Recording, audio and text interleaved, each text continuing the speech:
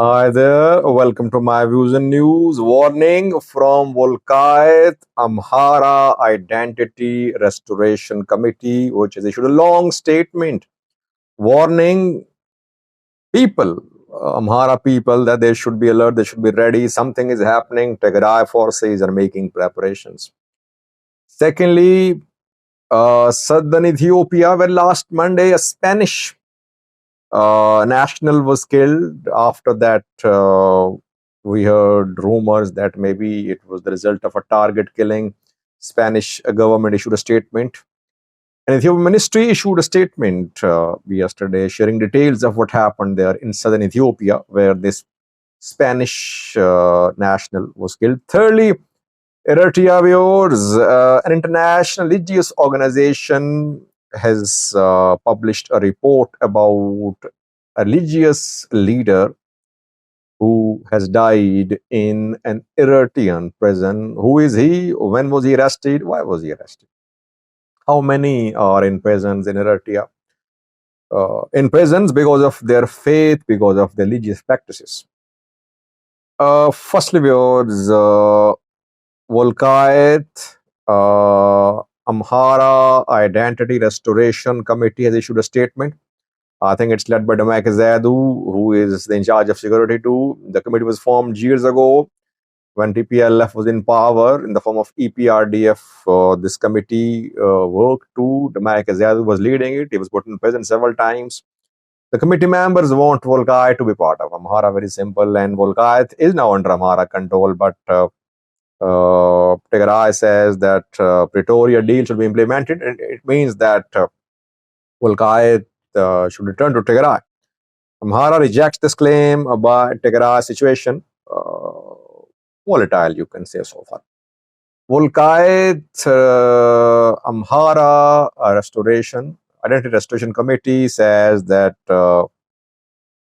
Tigray forces are making preparations for an entry into Welkait and Salamti.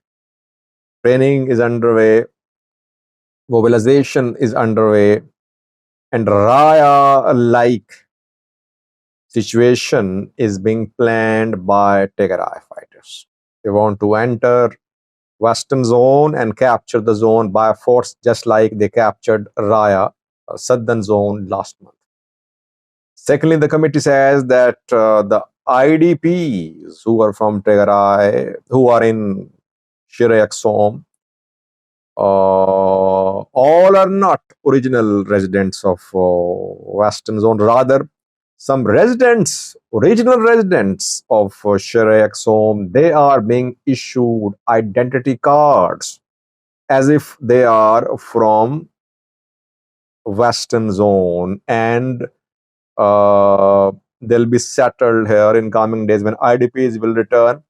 Those people will also come to Welkait, Amhara, who are not original residents of the area. Rather, the ID cards are being issued to them by the government just to change the demographic balance and to send more Tigrayans into the area.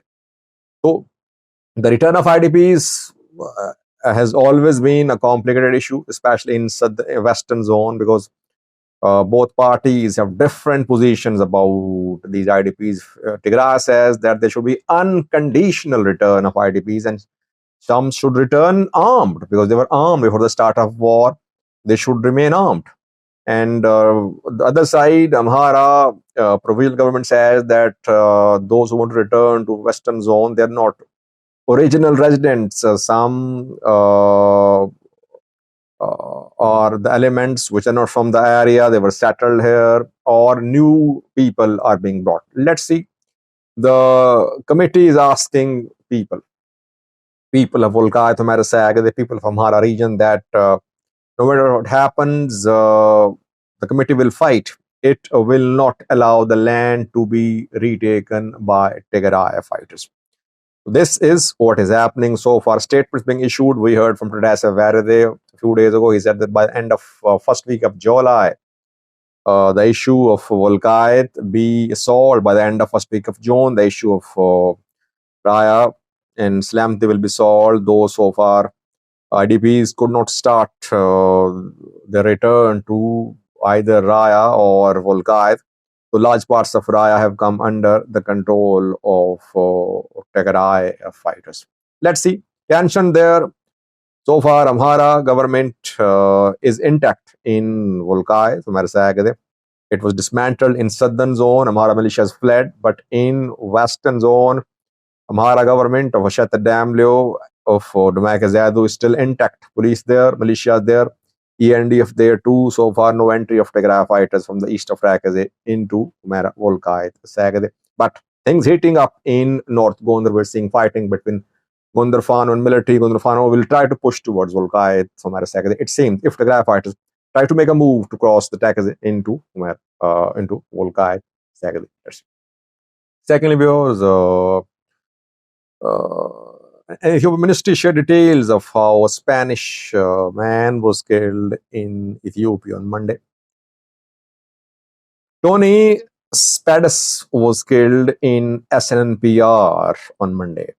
And then people start spreading rumors that it was a target killing. But according to the government, Tony was running a tour operating company. So he was working as a tour operator in Ethiopia for years. And the man took around 10 foreigners to a park, Mago National Park in the SNNPR, southern Ethiopia. They were there at the park recording a documentary, I think, when clashes erupted between two ethnic groups, Ari and Mursi. There are local ethnic groups there. In the exchange of gunfire between these two ethnic groups, Spanish man who's been living in Ethiopia for years was killed. So he was caught in crossfire. Other foreigners remained safe. They were then evacuated. It wasn't an incident of target killing, rather he was caught in the crossfire. That is what is being told by Ethiopian government. Spanish government 2 days ago called for investigation into the death of the Spanish national in southern Ethiopia. Last viewers, Eritrea, a hell for some religious denominations where those who follow the religious denominations can be detained. CSW has released a report. CSW is Christian Solidarity Worldwide. This organization covers the plight of Christians across the world. It's not that it works only about the conditions in which Christians are living in Eritrea. No, it published a report about all the countries of the world.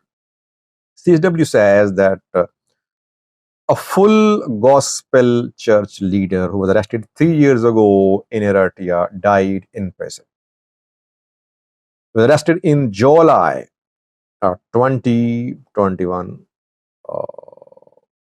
And two full gospel church leaders were arrested back then, Girme Araya and Samuel.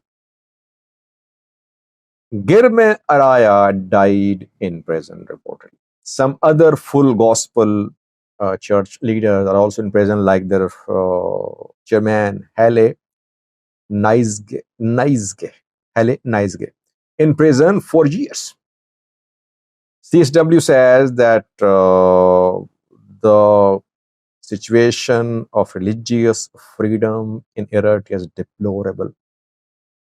Hundreds of people are in prison because of their faith, their religion which they practice, including evangelicals, Orthodox. Orthodox are allowed to worship. There are churches too, but if they go against the national laws, they're arrested. But denominations like Full Gospel and others, they are not allowed. No one can build a church there.